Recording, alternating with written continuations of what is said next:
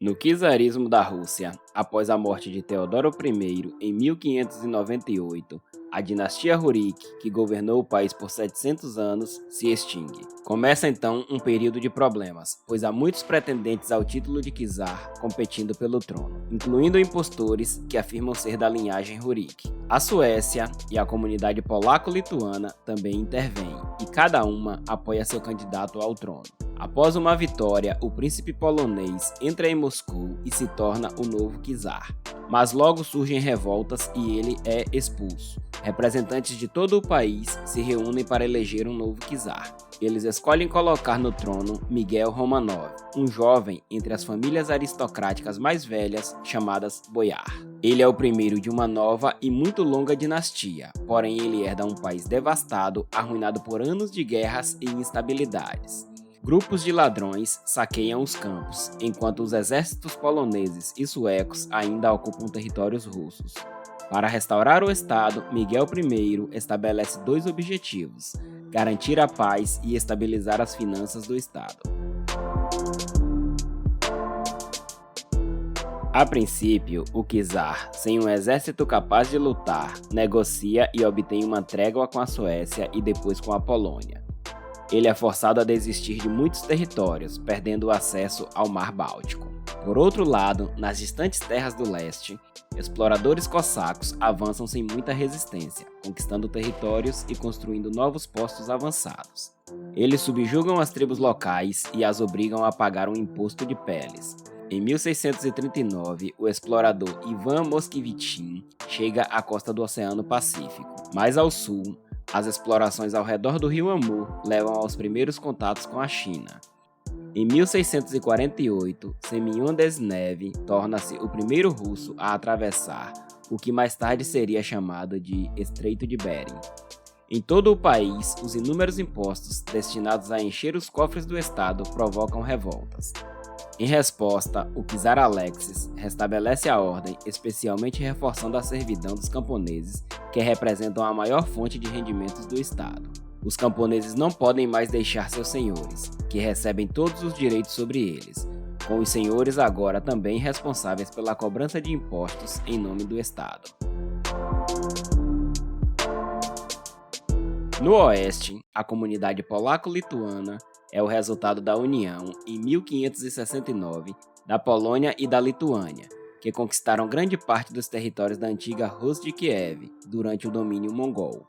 Essas terras, majoritariamente ortodoxas, são um espaço de relativa liberdade para os camponeses e cossacos que ali vivem, mas a nobreza polonesa local quer convertê-los ao catolicismo e torná-los servos. Uma revolta armada irrompe atacando os poloneses, assim como os judeus, que são massacrados porque estavam encarregados de recolher os impostos. Em Moscou, o patriarca Nikon, o mais alto representante da Igreja Ortodoxa no país, quer reformar a igreja e retornar aos textos bizantinos originais. Mas muitos ortodoxos se recusam a abandonar a tradição russa e se distanciam da igreja, causando um cisma. Os velhos crentes serão gradualmente suprimidos. Na comunidade polaco-lituana, a Rússia oferece proteção à revolta cosaca, que provoca uma guerra. 13 anos depois, a Rússia vence e assume um grande território que chama de Pequena Rússia. Os direitos dos cossacos serão progressivamente suprimidos. Nas margens do Mar Cáspio, uma revolta cosaca eclode, reunindo camponeses em fuga, velhos crentes e minorias. Eles sobem o rio Volga, atacando nobres e autoridades administrativas e conquistando o apoio da população. Finalmente, em Simbirsk, o exército rebelde, mal equipado, é derrotado. No Extremo Oriente, as tensões aumentam com a China pelo controle da bacia do rio Amur. Para evitar uma guerra, a Rússia abandona suas ambições na região. Mas o novo czar, Pedro I, está muito interessado no Ocidente. Ele organiza uma embaixada de 200 pessoas, a qual se junta incógnito para descobrir e aprender mais sobre as potências europeias, especialmente a República Holandesa, que é uma grande potência marítima. O czar passa vários meses lá, trabalhando nos estaleiros. Em seu retorno, ele quer equipar seu país com uma frota militar moderna, mas para isso ele precisa ter acesso ao Mar Báltico e assim derrotar a poderosa Suécia que o está bloqueando. Depois de se juntar a uma coalizão anti-sueca com a Dinamarca e a Saxônia, o exército russo sitia Narva, mas é rapidamente derrotado pelo exército sueco. Este, então, se move para a Polônia e a Saxônia, dando a Pedro I uma pausa muito necessária para reforçar seu exército e retomar a iniciativa. Após uma vitória na foz do rio Neva, ele decide fundar ali uma nova cidade, que ele chama de São Petersburgo. Em 1707, o exército sueco, tendo dominado seus inimigos, deixa a Saxônia e marcha em direção a Moscou. Mas, enquanto os reforços e suprimentos suecos chegam de Riga, o rei Carlos XII decide, contra todas as probabilidades, ramificar-se para a pequena Rússia, onde conta com o apoio dos cossacos e a abundância de trigo. Pedro I aproveita isso para interceptar o exército de reforço. No sul, após um inverno rigoroso, o exército sueco é finalmente derrotado. Carlos XII se refugia no Império Otomano, o que provoca uma guerra curta, mas sem sucesso para a Rússia. Em 1712, Pedro I faz de São Petersburgo a nova capital da Rússia, mas grande parte da população se opõe à sua política de ocidentalização do país, incluindo seu filho e herdeiro, príncipe Alexis. Este último é julgado e morre, provavelmente sob tortura. Em 1721, é assinado um tratado de paz com a Suécia. O czarado da Rússia vence e se torna o Império Russo. O imperador Pedro o Grande consegue o que queria. A Rússia está agora firmemente estabelecida nas margens do Mar Báltico e voltada para a Europa, onde agora é um ator importante. Em 1725, Pedro o Grande morre sem um filho herdeiro. Em 1730, Ana, sobrinha de Pedro, torna-se a imperatriz. Ela sonha em ter acesso ao Mar Negro. Mas para que isso aconteça, o Kanato da Crimeia e seu poderoso aliado otomano devem ser derrotados. Um exército russo entra na Crimeia e um segundo na Moldávia. A Áustria junta-se à ofensiva, mas sem sucesso. Temendo que isso pudesse dar errado, os exércitos russos se retiram e, apesar das pesadas perdas sofridas, a Rússia devolve os territórios conquistados, exceto a cidade de Azov. Após a morte de Ana, Elizabeth, filha de Pedro o Grande, toma o poder. Ao mesmo tempo, no Oriente, Vitus Bering, um navegador dinamarquês a serviço da Rússia, descobre e explora as costas da América. Do lado europeu, após a Guerra da Sucessão Austríaca, um intenso jogo diplomático perturba as alianças tradicionais. A Grã-Bretanha se aproxima da Prússia, enquanto a Rússia se alia à Áustria e à França. A Guerra dos 7 Anos eclode, e os exércitos russos entram na Prússia, mas enfrentam uma feroz resistência. Após anos de luta, enquanto a vitória é iminente para a Rússia, Elizabeth morre. Seu sobrinho, Pedro III, sobe ao trono. E sendo um grande admirador da Prússia, interrompe imediatamente a guerra. Apesar de enormes perdas, ele devolve todos os territórios ocupados à Prússia, sem compensação, o que não cai bem na Rússia. Alguns meses depois, Pedro III é vítima de um golpe de estado fomentado por sua própria esposa, Catarina, que toma o trono apesar de suas origens alemãs. Ela começa seu reinado fortalecendo a influência russa na Polônia, o que provoca uma rebelião. O Império Otomano, após incidentes em sua fronteira, declara guerra à Rússia. Isso satisfaz a imperatriz, que também sonha em ter acesso ao Mar Negro, mas também em criar um Estado grego neo-bizantino que controlaria os estreitos que levam ao Mar Mediterrâneo. Tropas russas entram em Bucareste, enquanto uma frota militar do Báltico destrói completamente a frota otomana. Temendo uma intervenção austríaca contra a nova dominação russa nos Balcãs, a Prússia e a Rússia oferecem à Áustria repartir 1/3 das terras polonesas entre as três potências. Na Rússia, uma insurreição cosaca envolvendo camponeses e muitos povos subjugados ganha força, forçando Catarina II a enviar forças para lá. No mesmo ano, um acordo de paz é assinado com o Império Otomano. A Rússia ocupa a Crimeia militarmente, mas em 1783 viola o tratado e anexa o território. Muitos colonos chegam lá, expulsando a população muçulmana. O porto militar de Sebastopol é fundado. Então, após uma vitória contra os otomanos, o porto de Odessa é estabelecido. No norte, a Polônia está agora inteiramente dividida entre seus vizinhos. A Rússia obtém muitos territórios eslavos e bálticos, mas o país agora é vizinho de duas grandes potências germânicas. Em 1796, Catarina II, também conhecida como Catarina a Grande, morre.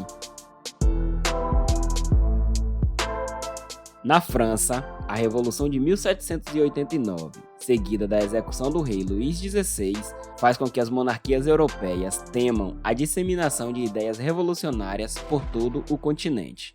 Em 1798, a Rússia se junta a uma aliança anti-francesa. Um exército russo-austríaco expulsa os franceses da Itália, enquanto uma frota russo-otomana toma as Ilhas Jônicas. No Cáucaso, Rússia e Pérsia brigam pelo controle da região, o que leva à guerra. Em 1805, Alexandre I se junta à Terceira Coalizão contra a França de Napoleão, mas seu exército é derrotado em Austerlitz. 2 anos depois, Napoleão entra nos antigos territórios da Polônia. Os russos são novamente derrotados, forçando Alexandre I a assinar um tratado de paz. Napoleão lidera, criando o Ducado de Varsóvia e forjando uma aliança com a Rússia, que se compromete a respeitar o bloqueio continental contra o Reino Unido. Com a paz assegurada com Napoleão, a Rússia pode se concentrar em outras frentes, contra a Pérsia, o Império Otomano ou a Suécia pelo controle da Finlândia. Em 1808, Napoleão, tendo problemas na Península Ibérica, teme que a Áustria se aproveite disso para atacá-lo. Ele então convida Alexandre I para Erfurt para garantir sua aliança e seu apoio, mas Alexandre não coopera. Napoleão acredita que não pode contar com a Rússia e se prepara para invadir o país. Em junho de 1812, Napoleão e seus exércitos entram na Rússia, esperando uma vitória rápida, mas os exércitos russos evitam o confronto e recuam, forçando os franceses a irem para o interior.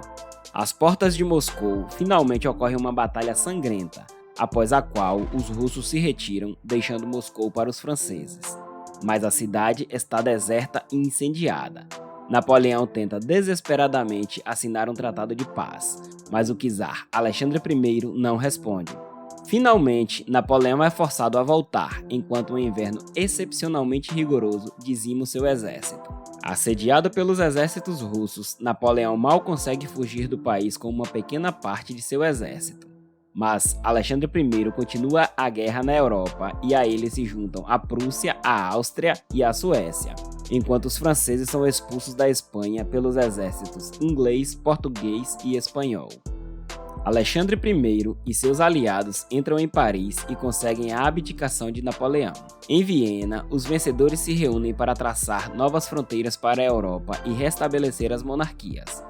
Alexandre I, tendo desempenhado um papel importante na queda de Napoleão, adquire uma grande parte do Ducado de Varsóvia, que mantém uma certa autonomia. Além disso, nesse mesmo ano é criada a Santa Aliança, cuja missão é garantir a paz na Europa. A Rússia triunfa a nível europeu. Enquanto isso, na América, o comércio de peles se desenvolve sob a influência da Companhia Russo-Americana.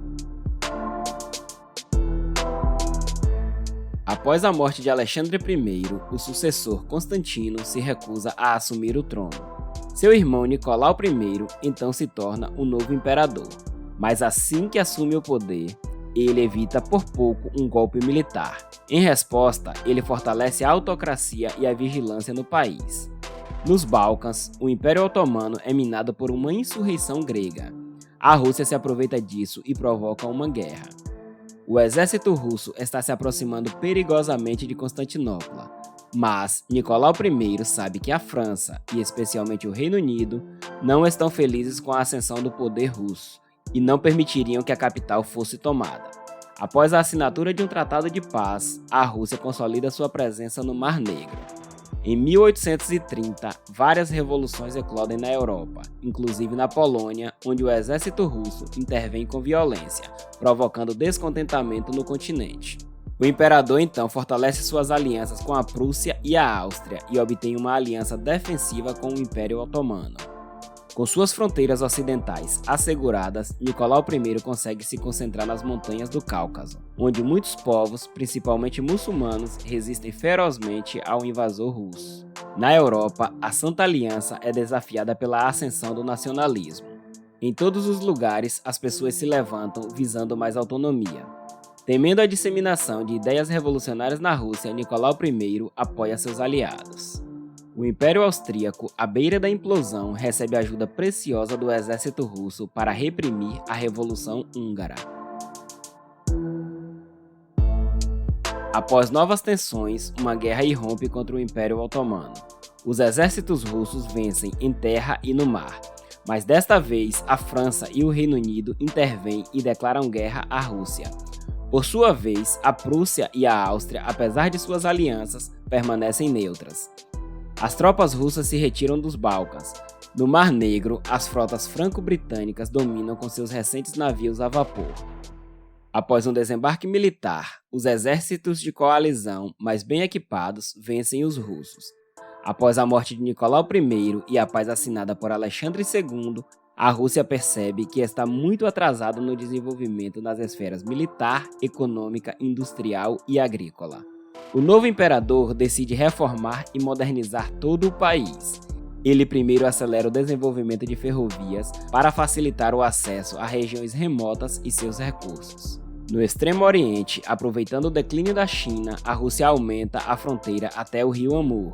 Alexandre II então liberta os camponeses da servidão, mas eles agora estão ligados às suas comunidades e devem se endividar para comprar de volta as terras que cultivam. O imperador também reforma o exército, o sistema educacional, a administração governamental e o sistema de justiça. Na Ásia Central, as conquistas russas aproximam o país do rival Império Britânico. Temendo uma nova guerra contra este último, o imperador decide vender o Alasca para os Estados Unidos, considerando a região muito difícil de defender. Nos Balcãs, as insurreições minam o Império Otomano. A Rússia se aproveita disso e, após uma nova guerra, impõe a independência de novos estados. Mas as potências europeias recusam a supremacia russa na região e se reúnem em Berlim para revisar o tratado. Na Rússia, a população vê isso como uma traição alemã. Além disso, a situação é complicada para Alexandre II. Suas inúmeras reformas estão causando descontentamento. Os camponeses não têm liberdade total e os nobres perderam seus privilégios. O desenvolvimento da indústria dá origem a uma comunidade da classe trabalhadora, cujas condições de trabalho são muito difíceis. Finalmente, a russificação do império é feita às custas de muitas minorias, que representam 1/3 da população. Movimentos revolucionários se levantam, alguns se radicalizam e Alexandre II se torna alvo de ataques. Após várias tentativas frustradas, o imperador é assassinado em 1881. Os judeus são acusados de envolvimento no ataque, o que provoca uma onda de pogroms em todo o país e leva milhões de judeus a fugir para a Europa e os Estados Unidos. O novo imperador, Alexandre III, quer revisar as reformas de seu pai e restaurar uma forte autocracia. Na Europa, após a assinatura de uma aliança entre Alemanha, Áustria-Hungria e Itália, a Rússia se torna cada vez mais isolada. O país então se aproxima da França, também isolada desde sua derrota contra a Alemanha em 1871. Os dois países firmam uma aliança. Na Rússia, a construção de uma ferrovia transiberiana abre caminho para o Extremo Oriente. Em 1895, o Japão expansionista derrota a China. O novo imperador Nicolau II aproveita a fraqueza da China para obter autorização para construir uma ferrovia que atravessa a Manchúria. Mas na China, uma revolta mina a dinastia Qin e uma aliança internacional intervém para reprimir a revolta. O exército russo ocupa então a Manchúria, o que provoca o descontentamento do Japão, que está de olho neste território. Em 1904, a guerra eclode e se transforma em vantagem para os japoneses, que dominam os exércitos russos. A frota militar do Báltico, após vários meses de navegação, é derrotada pela frota japonesa. Esta derrota russa provoca uma revolução. Os trabalhadores organizam greves, os camponeses atacam a propriedade dos nobres e as minorias exigem mais autonomia. Finalmente, uma greve dos ferroviários paralisa o país. De costas para a parede, o imperador Nicolau II é forçado a aceitar o estabelecimento de uma Duma de Estado, ou seja, uma Assembleia Legislativa que enfraquece a autocracia. Depois de esmagar sangrentamente os últimos focos revolucionários, a economia do país é reativada. A produção de ferro, carvão e petróleo aumenta, o que impulsiona o desenvolvimento industrial. O padrão de vida sobe e o país se moderniza. Além disso, ocorre uma aproximação com o Reino Unido para delimitar as zonas de influência na Ásia Central.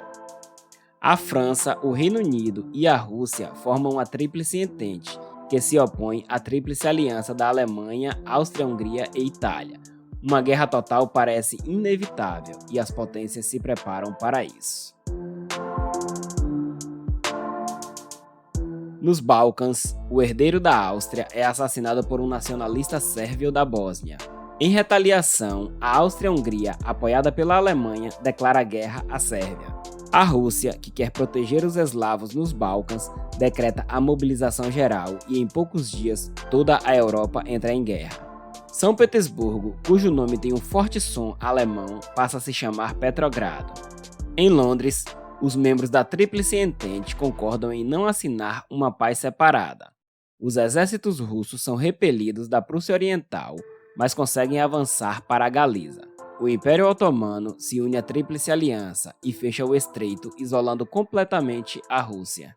Em 1915, enquanto a frente ocidental está congelada em trincheiras, a Alemanha se volta para a Rússia, onde se apodera de muitos territórios, mas aqui também a frente se congela.